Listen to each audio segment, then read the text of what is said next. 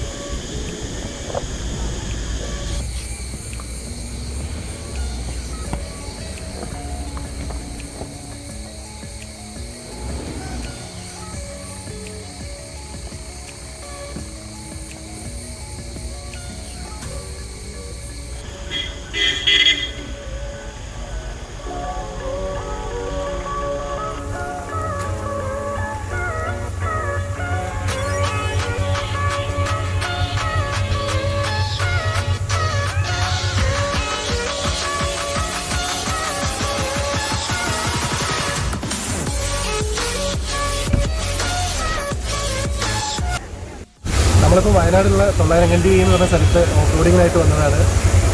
Actually അവിടുന്ന് വരാൻ നേരത്ത് ആളുകളൊക്കെ സംശയം പിടിച്ചിട്ടായിരുന്നു ഈ വഴി വരാൻ പറ്റുമെന്നുള്ളത്.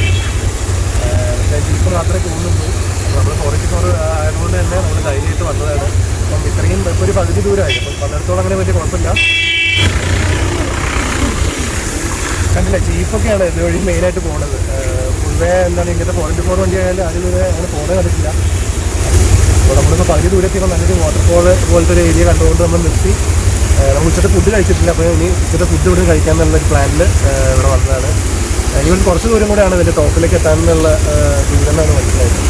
അപ്പോൾ എന്തായാലും നമുക്കിനി ഫുഡ് കഴിച്ചിട്ട് നമുക്ക് ബാക്കി ദൂരം പോകുമ്പോൾ എങ്ങനെയുണ്ടെന്നുള്ളത് നമുക്ക് നോക്കാം.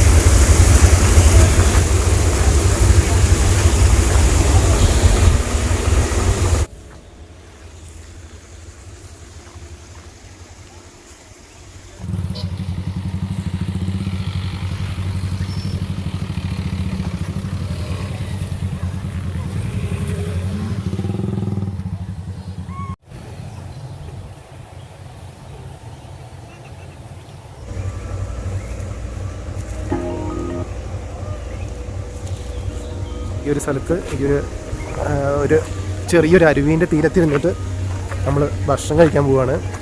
വരുന്ന വഴി ഇങ്ങനൊരു സ്ഥലം ഉണ്ടെന്ന് തന്നെ വിചാരിച്ചതല്ല.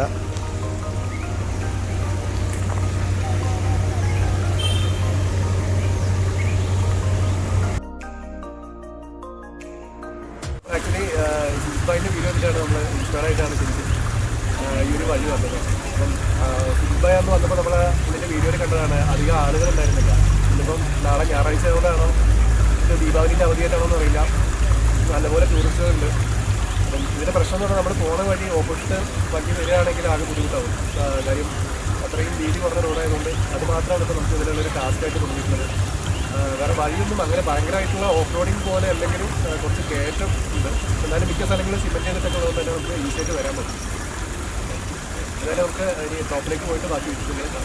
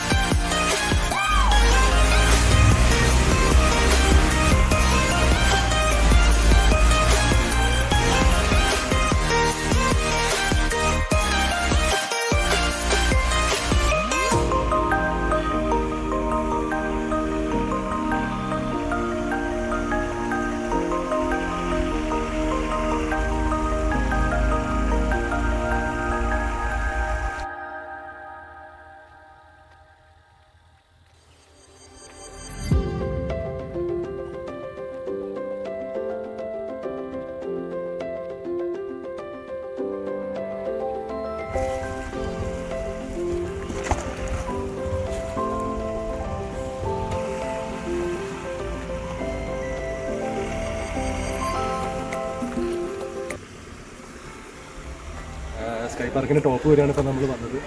അപ്പം ഇതേപോലെ വണ്ടി താഴത്ത് പാർക്ക് ചെയ്തിട്ട് കുറച്ച് ദൂരം നടന്ന് ഒരു 50 മീറ്ററോളം നടന്ന് മേലിൽ പോയാലാണ് ആ ഒരു വ്യൂവും കാര്യങ്ങളൊക്കെ ഉള്ളൊരു സ്ഥലം എന്ന് പറഞ്ഞത്.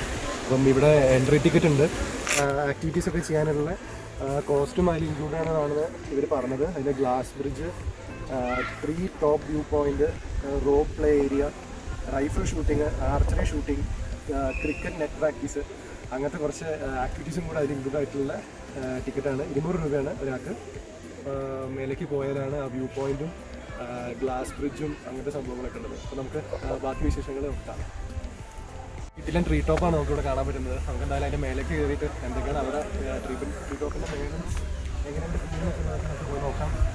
പക്ഷെ കുറച്ച് സ്റ്റെപ്പ് അധികം കയറാനുണ്ട് മേലേക്ക് പോകാനായിട്ട്. അതായത് നമുക്ക് കയറിയിട്ട് എന്തൊക്കെയാണ് നോക്കാന്നുള്ളത് നോക്കാം. ഇതിൻ്റെ വ്യൂ ആയിട്ട് ഇവിടെ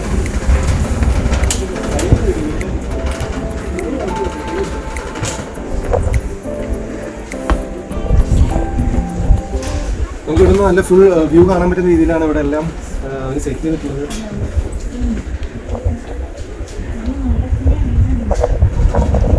ഈ വയനാടിൻ്റെ ഭംഗി ശരിക്കും നല്ലപോലെ കണ്ട് ആസ്വദിക്കാൻ പറ്റുന്നൊരു സെറ്റപ്പാണ് ഇവിടെ.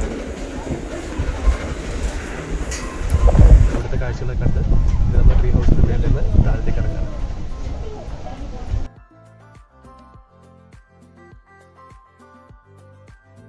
സ്കൈ പാർക്കിലെ പ്രധാന അട്രാക്ഷൻ എന്ന് പറയുന്നത് ഇതേപോലെ ഗ്ലാസ് ബ്രിഡ്ജ് തന്നെയാണ്.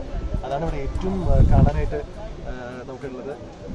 ഇവിടെ ഫ്ലോറൊക്കെ ഗ്ലാസ് ബ്രിഡ്ജാണ്. അപ്പോൾ നമുക്ക് താഴത്തേക്ക് കാണാൻ പറ്റും.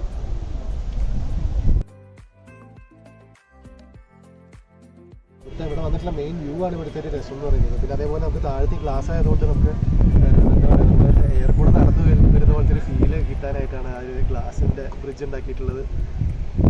എന്തായാലും അടിപൊളി വ്യൂ ആണ്. അതുപോലെ നല്ല തണുത്ത കാറ്റാണ് ഇവിടെ എപ്പോഴും. ഇവിടെ നിന്ന് നോക്കുമ്പോൾ തന്നെ ഏകദേശം അവിടെ നിന്ന് നോക്കിക്കഴിഞ്ഞാൽ വയനാട്ടിൻ്റെ ഒരു നല്ലൊരു ഏരിയ തന്നെ നമുക്ക് ഇവിടെ നോക്കി കാണാം.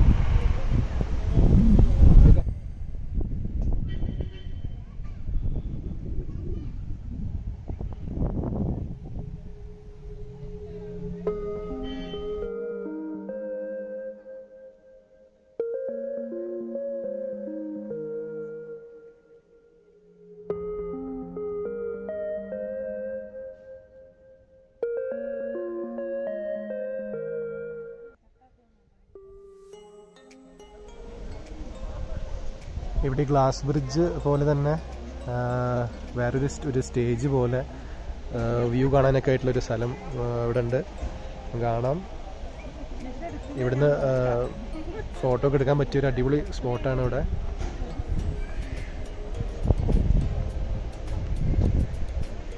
നമുക്ക് ഇവിടെ നിന്ന് ഒരു ഗ്ലാസ് ബ്രിഡ്ജ് കാണാൻ പറ്റും.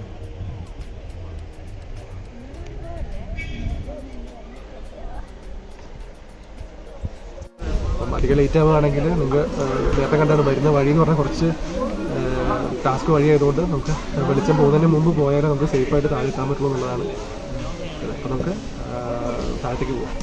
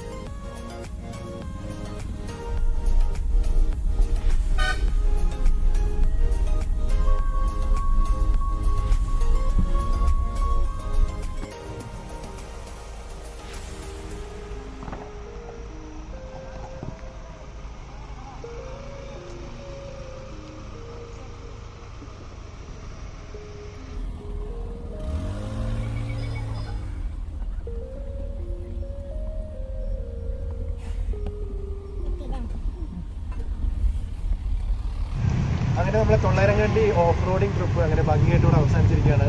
ദൈവത്തിന് അങ്ങനെ വേറെ കുഴപ്പങ്ങളോ കാര്യങ്ങളോ അപകടങ്ങളോ ഒന്നും ഇല്ലാതെ തന്നെ നമുക്ക് പോയിട്ട് തിരിച്ചിറങ്ങാൻ പറ്റിയിട്ടുണ്ട്. നിങ്ങൾ 900kandi വരുമ്പം ശ്രദ്ധിക്കേണ്ട കാര്യം എന്ന് പറഞ്ഞാൽ നമ്മൾ ഈ ഒരു ഏരിയയിൽ എത്തുമ്പം ഇവിടെ ഇപ്പോൾ റോഡ് പണി നടക്കുകയാണ്. അധികം വൈകാതെ ടാർ ചെയ്യുന്നത് അടിപൊളി റോഡാവുന്നതാണ് വിചാരിക്കുന്നത്. 900kandi ഈ ഒരു പോയിന്റ് എത്തുമ്പോഴത്തേക്ക് നമുക്ക് ഇവിടുന്ന് വലത്തോട്ടാണ്, നമുക്ക് മേലേക്കാണ് 900kandi പോകേണ്ട വഴി. അപ്പോൾ അവിടെ ധാരാളം ജീപ്പുകളും കാര്യങ്ങളൊക്കെ നിർത്തിയിട്ടുണ്ടാവും. അപ്പോൾ നിങ്ങൾക്ക് ഓഫ് റോഡിങ് അതല്ലാതെ നോർമലി നിങ്ങൾക്ക് അങ്ങോട്ട് പോകാനായിട്ടാണെങ്കിൽ 1500 രൂപയാണ് ജീപ്പിൻ്റെ റെൻറ്റ് വരുന്നത്. അപ്പോൾ നമുക്ക് അങ്ങനെ റെൻ്റെല്ലാം കൊടുത്ത് മേലേക്ക് നമുക്ക് ജീപ്പിൽ പോകാൻ പറ്റുന്നതായിരിക്കും.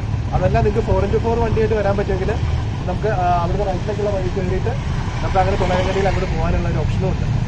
അപ്പോൾ എന്തായാലും ഒരു അടിപൊളി യാത്രയായിരുന്നു. ഒരു പുതിയ ഓഫ് റോഡിങ് വീഡിയോ അല്ലെങ്കിൽ നമുക്ക് പുതിയൊരു യാത്ര വീഡിയോയിൽ കാണുന്നത് വരെ നന്ദി, നമസ്കാരം.